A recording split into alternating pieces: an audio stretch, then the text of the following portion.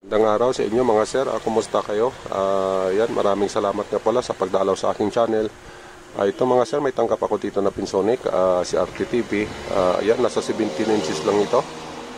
Ito mga sir, alamin natin kung anong problema nito para sa paggawa natin. Doon tayo mag-trouble, plug-in ko lang. Ayan mga sir, umaandar na. Ayan o, okay na yung indicator light. Antay lang tayo kung may picture lalabas. Ayan mga sir, may picture naman.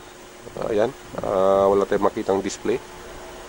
Yung cable nga pala natin nasa likuran na, nilagay ko na doon para ito, testing natin ito bago natin ito gawin. Ayan mga sir, sa tingin ko malabo yung picture niya, blurred, wala makikitang display. Ito may remote ako dito, try natin i-remote kung ano yung makikita natin. Ayan mga sir, naglilipat siya oh. Ayan, kaya lang di natin makita yung channel niya. Tsaka wala din tayong marinig na sound. Ayan o, volume natin. Ayan, wala tayong makitang volume dito sa baba. Yung kanyang, ayan o, label ng volume, wala. Ayan mga sir, yung problema ng unit na ito. Ayan, nakita nyo naman ang problema niya. Ito mga sir, share ko lang sa inyo kung ano ang problema ng unit na ito. Bakit nagkakaganyan yung kanyang picture. Ito, buksan ko lang.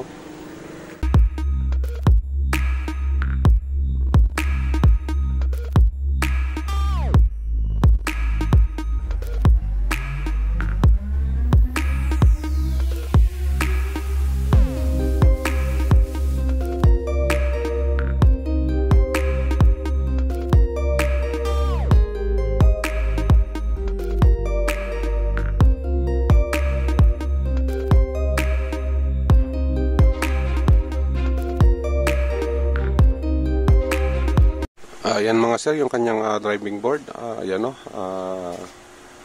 Kung makikita nyo yan, kalawang na talaga. Pero ito, try pa rin natin ito na gawin kung magagawa natin. Ang gawin siguro natin dito sa mga kalawang na ito, linisan natin yan. Kikiskisan natin kung okay pa ba yung mga jumper na yan. Kasi mostly sa mga jumper, kalawangin talaga o. Ayan mga sir, yung kanyang driving board. Ang laman nito, universal board. Ayan. Saka dito nga pala sa kanyang CRT socket, ayan o, itong CRT socket na ito, papalitan na natin ito kasi ayan o, ano na, kalawang na talaga ito. At saka, ayan mga sir o, nung hinawakan ko ito, nagkaputol-putol na, ayan o. Ang gawin natin dito, i-jumper na lang natin ito, hindi na yung kagaya nito na may socket pa. Ang gawin ko dito, ito, putulin na lang natin to, pagkatapos, dito na lang, i-jumper na lang natin. Alisin muna natin itong ano, itong may bakas ng sunog, ayan o, kasi nag-iba na yung kulay nito, ayan o. Yan, cut natin to dito. Pagkatapos i-jumper natin dito. Ito, alisin na lang natin ito. Kasi ayan,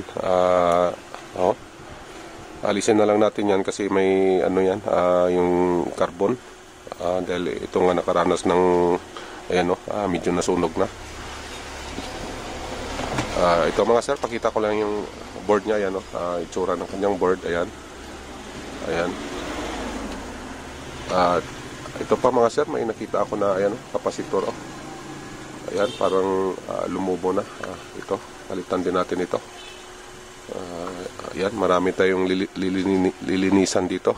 Sana mapa-okay pa natin ito. Saka ayan mga sir, nakaranas na ng sunog dati. Ayan o, naka-jumper na. Saka, ayan na mga sir. Ayan, yung kanyang itsura. Ayan. Ito mga sir, update ko na lang kayo. Try ko muna ito i-troublein kung ito ba may pag-asa pa na magawa natin. Kasi kita nyo naman yung itsura nito. Ayan o. Ayan lang, subukan ko muna ito.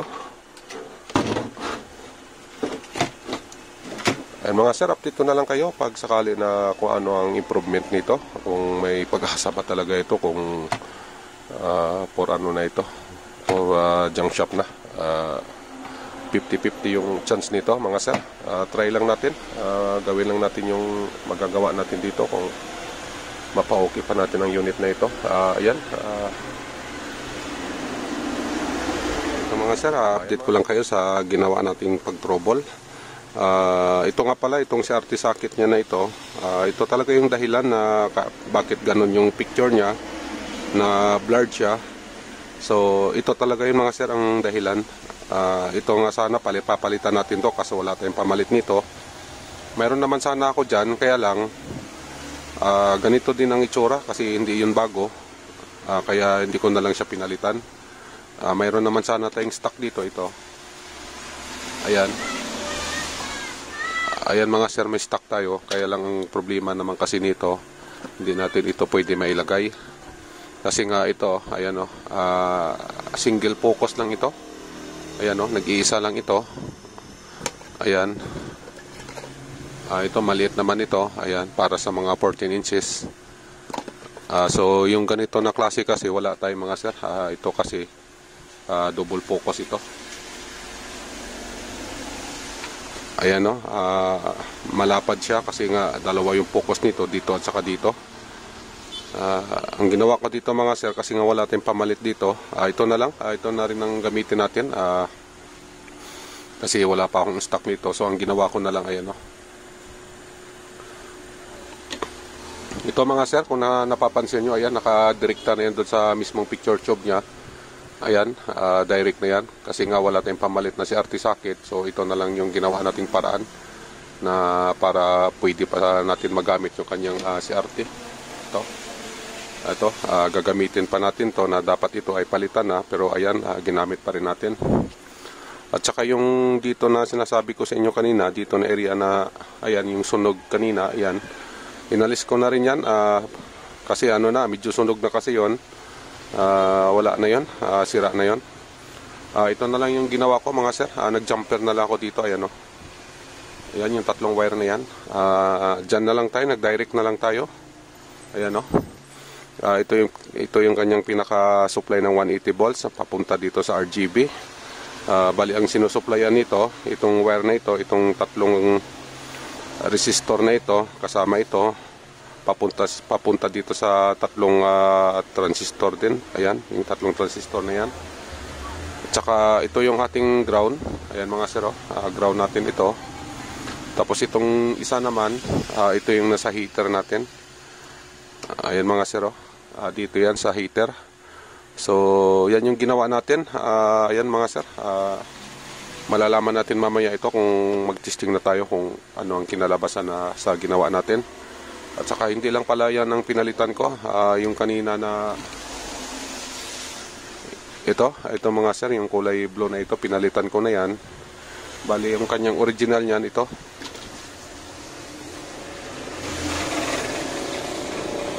Ayan mga sir, yung value nito nasa 160 volt, 4.7 UF. Kapasitor ito ng ano, dito sa kanyang horizontal section. Ayan, dito na area sa horizontal na ito. Ayan. Bali yung pinalit nga pala natin dito, itong kulay blue na ito, ang value nito nasa 250 volt 10 UF. Kasi nga wala naman tayong pamalit nito. Ayan, tinamad na ako doon maghalongkat doon sa mga board ko, kaya yan na lang, isa ng sharp yan. At saka ito pa mga sir, pinalitan din natin ito.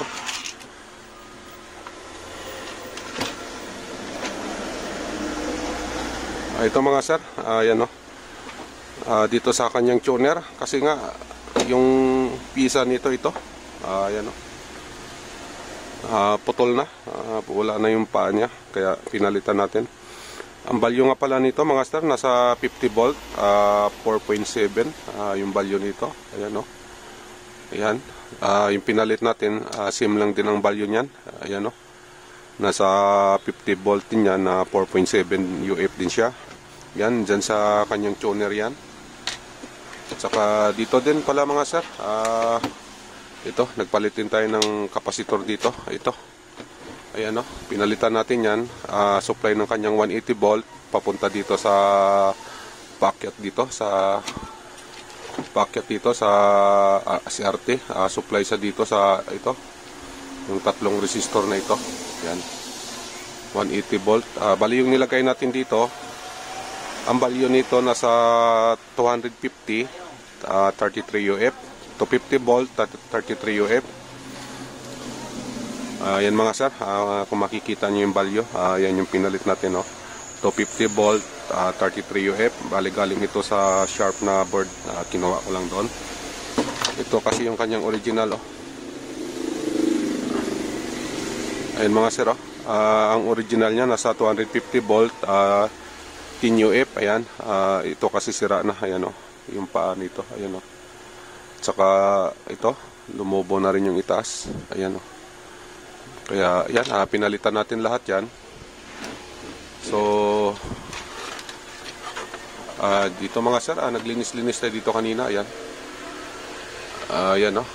Tsaka itong kanyang tuner pala, medyo inano ko na rin kasi umaalog-alog na yung tuner. Ayan, inulit lang natin yung pagkakasulda. At saka ayan mga sir, kung napapansin nyo, hindi maganda yung pagkasulda natin kasi nga ayan, yung mga terminal yan bakbak na. Pati dito din bakbak na rin. So ayan, pero okay naman yan, connected na yan. Sure naman yan na connected na. Tsaka yan mga sa, nilinis-linis ko kanina yan. Ginamitan natin yan ng thinner. Ayan na yung kanyang itsura. Ayan mga sir.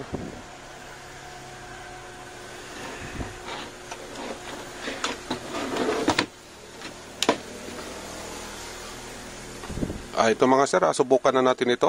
Sana wala na ibang problema. Ang gawin natin, ibalik na natin ito. Itong kanyang, yan mga sir, ito inalis ko na yung pinakagitna nito para hindi sagabal dito sa ating wire na ito. Kasi kung hindi natin alisin yon, matatamaan itong natin, no? Wire na nakadirect dito sa picture tube. Kaya yan, ayan, no? Malinis na yan. So ito, balik lang natin mga sir. Yan.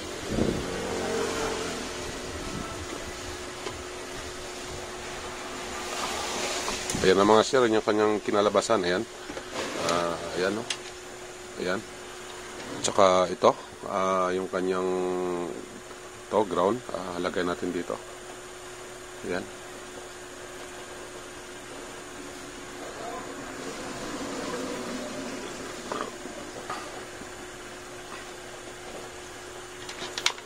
Tsaka ito mga sir, balik na natin yung kanyang pinaka-terminal. Ayan. Lahat ng mga connection na ito, nakakalas ito lahat. Ibabalik ko lang muna pagkatapos plug in natin para malaman natin.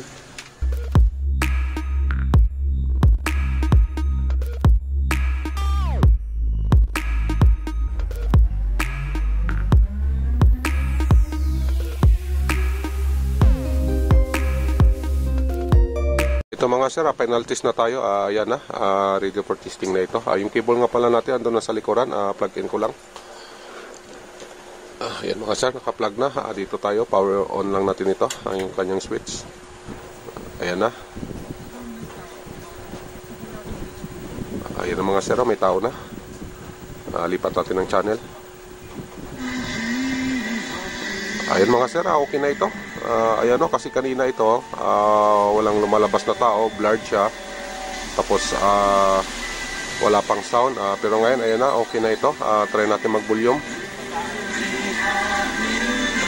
Ayan mga sir, okay naman, gumagana yung volume. Ayan, hinaan lang natin.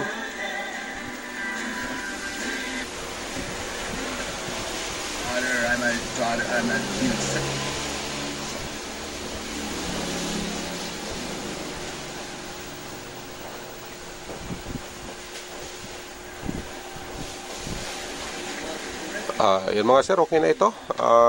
Nagawa din natin ang unit na ito. Yun lang yung mga naging problema niya. Yun lang din yung napalitan natin. So yan mga sir, kahit papano baka makatulong din sa inyo yung ginawa natin pag-trouble. Salamat nga pala sa oras nyo sa pagpanood ng ating video na ito.